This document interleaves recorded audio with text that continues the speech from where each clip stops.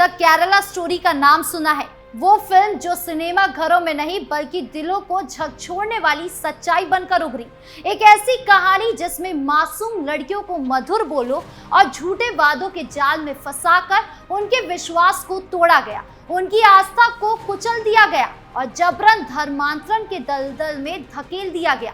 ये फिल्म सिर्फ मनोरंजन नहीं थी बल्कि एक चेतावनी थी, एक ऐसी सच्चाई जो हमारे समाज के कोने कोने में पनप रही थी। और आज ये कहानी सिर्फ स्क्रीन तक सीमित नहीं बल्कि हकीकत बनकर सामने आ खड़ी है।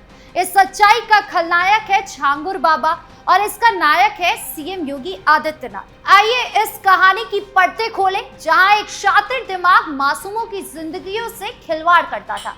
जमालुद्दीन, जिसे दुनिया छांगुर बाबा के नाम से जानती है, उसने अपने मधुर बोल और चमकती आंखों के जादू से ऐसा जाल बुना कि सैकड़ों मासूम लड़कियां उसकी साजिश का शिकार बन गई।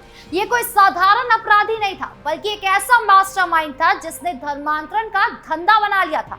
उसका निशाना था हमारी बहन बेटियां, जिन्हें वो प्रेम, पैसे और झूठे सपनों के लालच में फंसाता था। लेकिन ये कहानी सिर्फ छांगुर तक सीमित नहीं है, इसके तार विदेशों तक फैले हुए हैं, जहां से करोड़ों रुपए की फंडिंग इस गुनाह को पोषित कर रही थी। इसका मकसद एक इस्लामिक राष्ट्र की नींव रखना, भारत की संस्कृति और सामाजिक एकता को तोड़ना।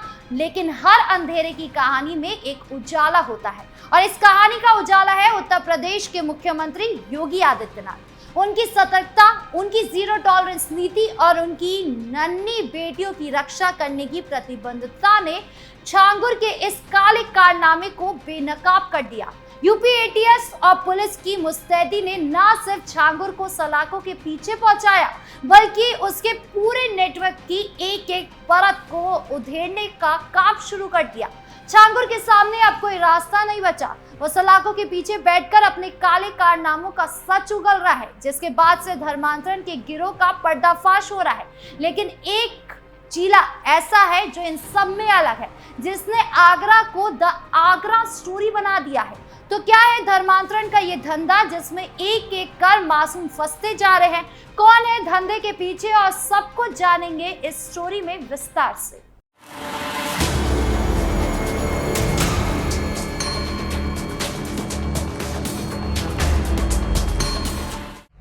क्या है द आगरा स्टोरी? आगरा ताजमहल की नगरी जो प्रेम और एकता का प्रतीक मानी जाती है, आज एक ऐसी सच्चाई के केंद्र में है जो रोंगटे खड़े कर देती है। द केरला स्टोरी ने हमें एक काल्पनिक दुनिया में धर्मांतरण की साजिश दिखाई थी, लेकिन आगरा में सामने आई कहानी उससे भी भयानक और सच्ची है। ये कहानी सिर्फ कुछ व्यक्तियों की नहीं बल्कि एक संगठित अंतर्राष्ट्रीय नेटवर्क की है, जिसके तार भारत के 6 राज्यों से लेकर पाकिस्तान, कनाडा, अमेरिका, यूएई और खाड़ी देशों तक फैले हैं। ये सिर्फ एक कहानी नहीं बल्कि मासूम लड़कियों को प्रेम जाल, झूठे वादों और ब्रेन वॉशिंग के जरिए कट्टरपंथी विचारधारा की ओर धकेलने की साजिश है। इस अंधेरे में एक उजाला भी है, उत्तर प्रदेश के मुख्यमंत्री योगी आदित्यनाथ, जिनकी सतर्कता और सख्ती ने इस रैकेट का पर्दाफाश किया है। मार्च में आगरा के सादर बाजार थाने में एक शिकायत दर्ज हुई। 2 बहनें जो 18 और 33 साल की थी वो लापता हो गई थी। शुरू में ये एक साधारण गुमशुदगी का मामला लगा था, लेकिन जांच में एक चौंकाने वाला सच सामने आया। पुलिस को पता चला कि ये बहनें किसी सामान्य अपराध का शिकार नहीं थी बल्कि एक संगठित धर्मांतरण रैकेट का हिस्सा बन चुकी थी। एक बहन ने सोशल मीडिया पर AK-47 राइफल के साथ अपनी तस्वीर पोस्ट की थी, जिसने पुलिस को और सतर्क कर दिया। ये तस्वीर सिर्फ एक तस्वीर नहीं थी बल्कि एक बड़े खतरे की ओर इशारा कर रही थी। जांच में पता चला कि ये रैकेट सिर्फ आगरा तक सीमित नहीं था बल्कि उत्तर प्रदेश, राजस्थान, उत्तराखंड, हरियाणा, पश्चिम बंगाल और गोवा तक फैला हुआ था। इस नेटवर्क का मकसद था हिंदू लड़कियों को निशाना बनाकर उनका ब्रेन वॉश करना, धर्मांतरण करवाना और फिर उन्हें कट्टरपंथी विचारधारा में ढालना। इस साजिश के पीछे विदेशी funding, social media, online games और यहाँ तक कि पाकिस्तान की खुफिया एजेंसी ISI का हाथ था। इस रैकेट का सरगना था दिल्ली का अब्दुल रहमान, जो 1990 में इस्लाम में परिवर्तित हुआ था। रहमान कोई साधारण व्यक्ति नहीं था। वो पिछले 35 सालों से धर्मांतरण का धंधा चला रहा था। उसने एक ऐसी स्लीपर सेल जैसी संरचना बनाई थी जिसमें हर व्यक्ति की भूमिका तय थी। कोई फंडिंग लाता था, कोई कानूनी मदद देता था, कोई लड़कियों को प्रेम जाल में फंसाता था, तो कोई उन्हें सुरक्षित ठिकानों पर ले जाकर कट्टरपंथी विचारधारा सिखाता था। रहमान का साथ दे रही थी गोवा की आयशा, जिसका पति शेखर राय उर्फ हसन अली कोलकाता से इस नेटवर्क का कानूनी सलाहकार था। यह नेटवर्क इतना संगठित था कि ये लड़कियों को नकली पहचान पत्र और नए फोन देकर उनकी पहचान बदल देता था। इसके बाद उन्हें अलग अलग राज्यों में भेजा जाता था ताकि पुलिस की नजरों से बचा जा सके।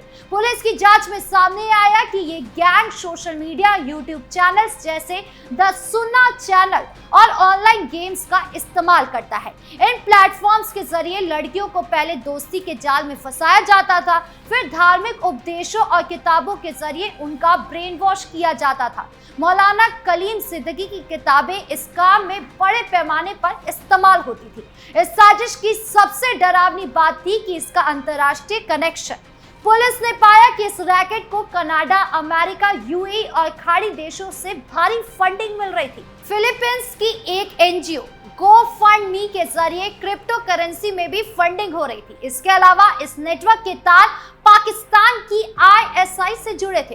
दो पाकिस्तानी प्रभावशाली व्यक्ति तनवीर अहमद और साहिल अदीम इस साजिश में शामिल थे, जो हिंदू लड़कियों को निशाना बनाने के लिए सोशल मीडिया का इस्तेमाल करते थे।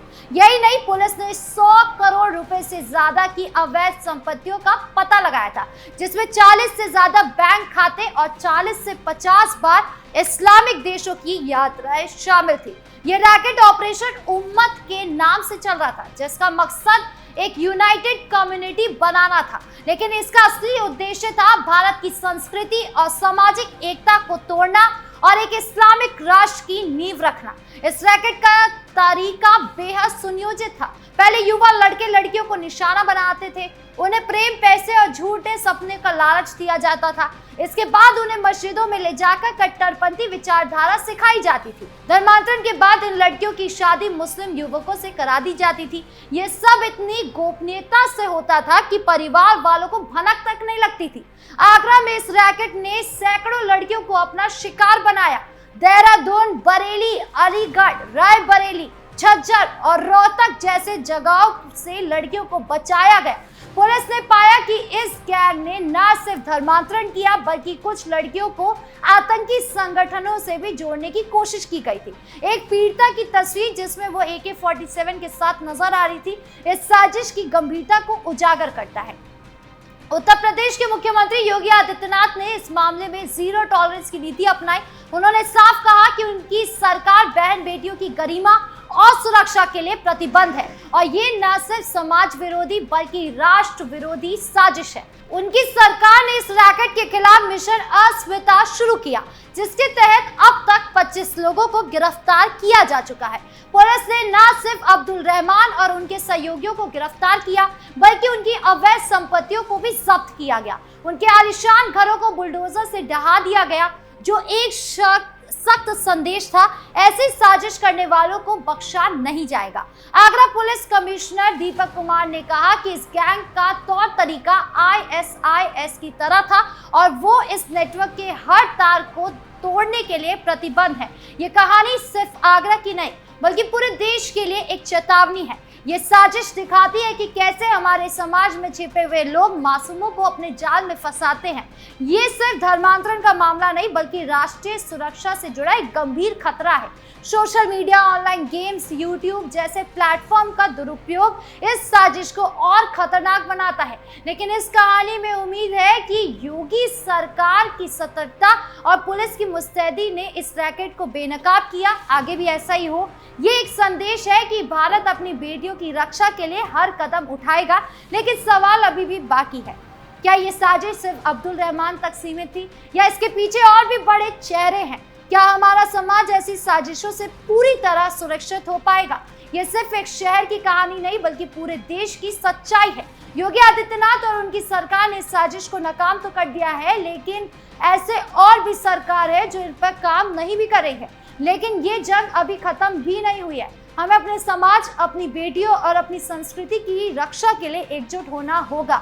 ये कहानी एक चेतावनी है और एक सबक है। आपकी इस पूरे मामले को लेकर क्या राय है, कमेंट बॉक्स में जरूर बताएं। नमस्कार।